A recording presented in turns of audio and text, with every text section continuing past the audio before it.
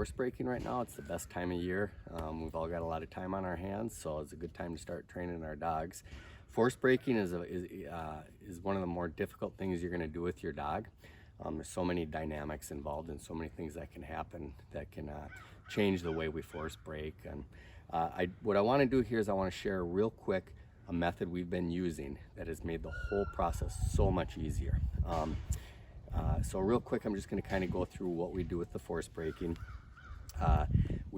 And if you look back at previous videos I've done, I've stressed the importance of getting a dog walking, holding onto a buck or a dummy prior to moving forward with anything else. So your first step is manually opening up the dog's mouth, putting the buck in, and then immediately we're trying to get this dog walking with the buck. Okay, if we got to hold our hand under here to kind of hold it in, get that dog on the table walking, holding the buck.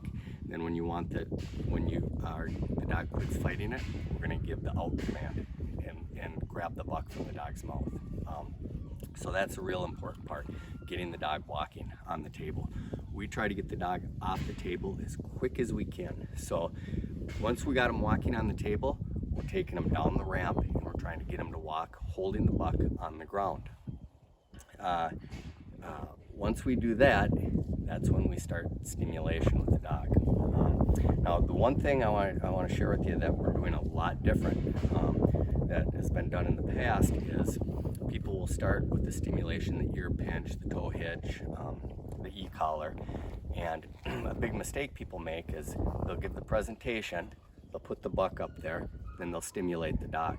Well, if you think about it, your dog is putting its nose and the buck's going right up to its face and it's getting the stimulation, and the dog wants to back away, thinks the stimulation, that this is a bad thing.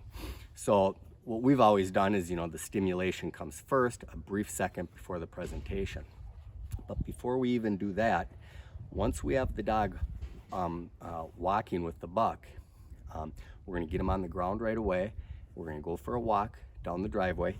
Once the buck leaves the mouth is when we give the stimulation, okay? And we immediately grab the buck, get it back into the dog's mouth as quick as we can, and continue walking. He drops it again, stimulation goes on. So the big difference is we're giving the stimulation when the buck's leaving the mouth, not the stimulation to get the buck into the mouth. And that makes a huge difference. And we've done this now with about 5 dogs in the past couple weeks, and it's worked wonderful. It's a lot easier.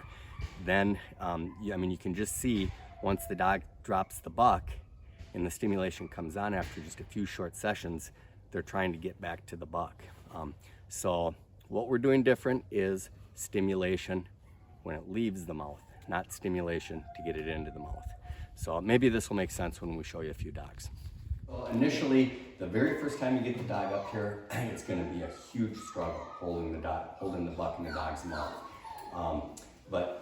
And I wish we would have done this yesterday to show you the struggle, but we're opening up the mouth, we're saying fetch, putting it in, get your hand under the collar here, lock your elbows in, and hold this dog, keep your palm underneath the bottom of its chin. You can feel with your middle index finger their tongue if they're trying to kick it out. Don't give the out command until they relax holding it.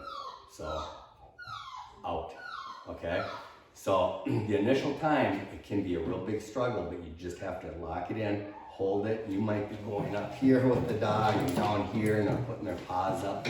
Just hold it in, hold it in. And don't worry about dropping your hand down so that they are holding it by themselves. After a couple sessions, that will come up.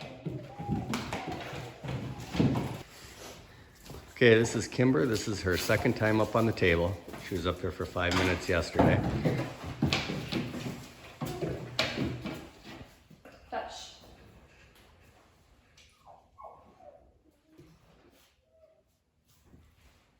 Good. Come on. Try getting her walking. Come on. Touch.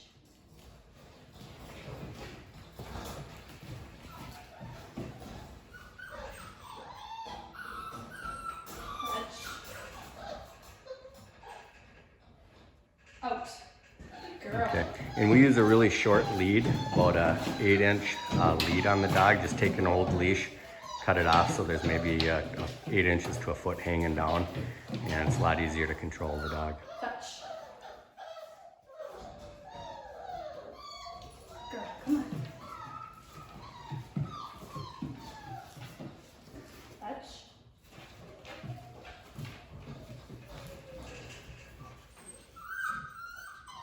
No stimulation yet, nothing. We're just making sure she holds it, manually opening up her mouth and placing the buck in with the fetch command. And then once she relaxes, we give the out command. So I would bet our next session we're gonna put her on the ground and start walking her with it.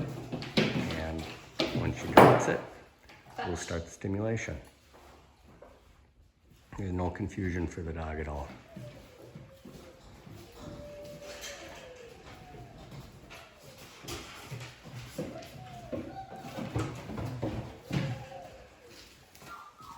See, she's already on the ground.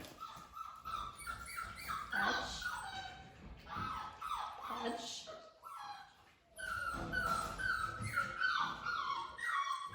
Out. Good girl. Come on. Fetch. Good girl. Come on.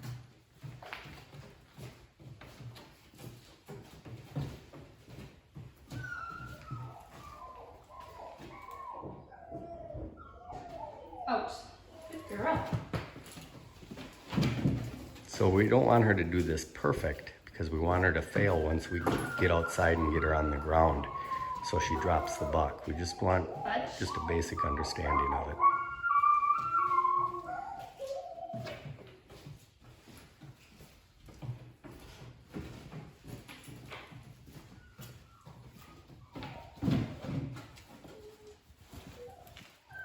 Fetch. Out. So that was B on the table. That was literally, it took us about 2 days, 2 sessions to get her holding the buck, walking up and down the table. Now, like I said, we don't want it perfect because we want her to fail out here. It works best if you use 2 people for this. I'll be running the e-collar. Once she drops the buck, I start the stimulation on continuous until Erin works at getting the buck back in her mouth and continues walking. Okay. Fetch.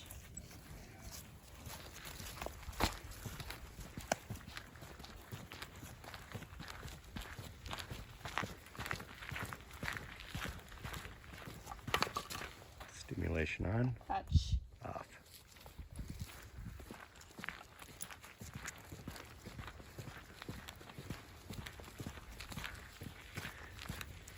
Okay, looks like you'll get the idea, but ideally, you know, we'd like them to be dropping it more, but she's picking up on this so quick. This is literally about 20 minutes total with this dog.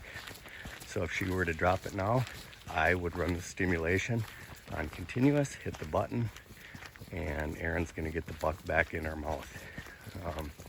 So now after we got this though, and they understand this, then that's when we'll go back up on the table and we'll use the ear pinch or the e-collar there. Stimulation on. Fetch.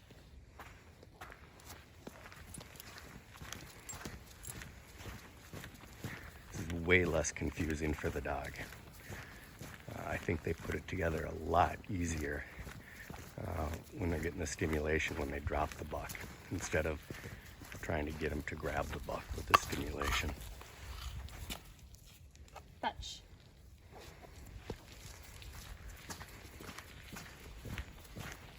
Okay, I hope that helps.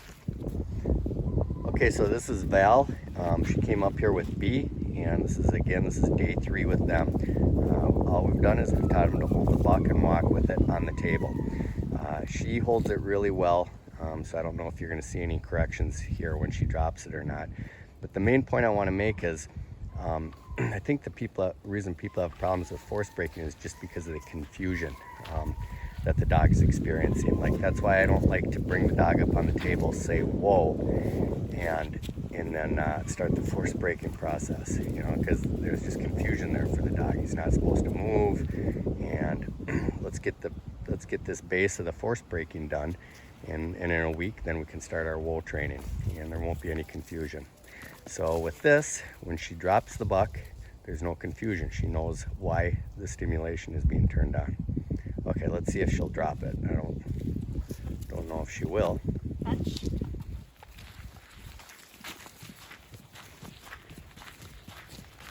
And they don't have to walk at heel or anything. Just we want them carrying the buck, and we want them ideally to be dropping it.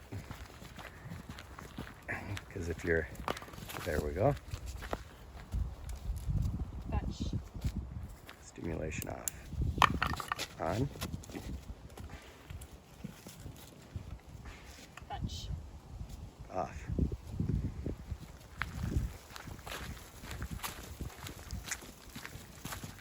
Much easier and much less stressful, I think, for the dog, and less confusing. They're not associating the initial stimulation with the buck going into their mouth, which is confusing for them, I think.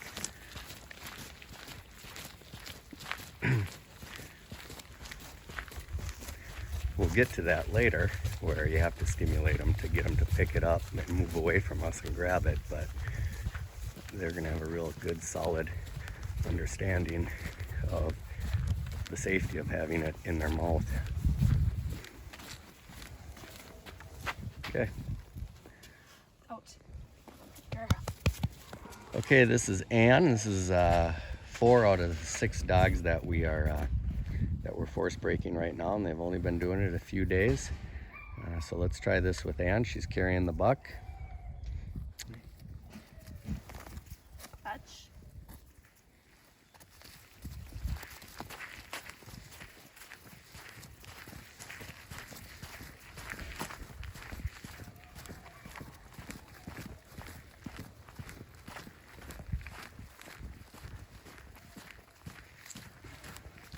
She's catching on to this real quick, so I'm not so sure she's going to drop it.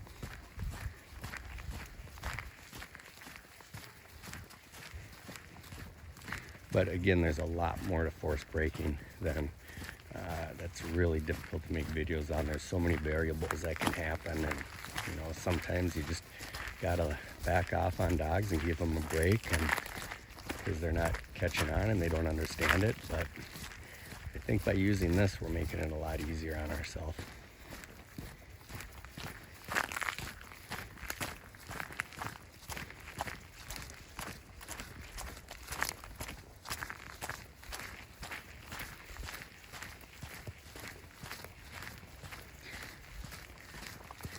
So I'm guessing now, with all these dogs doing this well, Kimber's she got up here a few days later than the other dogs, but we'll go back on the table, and then we will start the stimulation to get the buck into the mouth, or get them grabbing for it.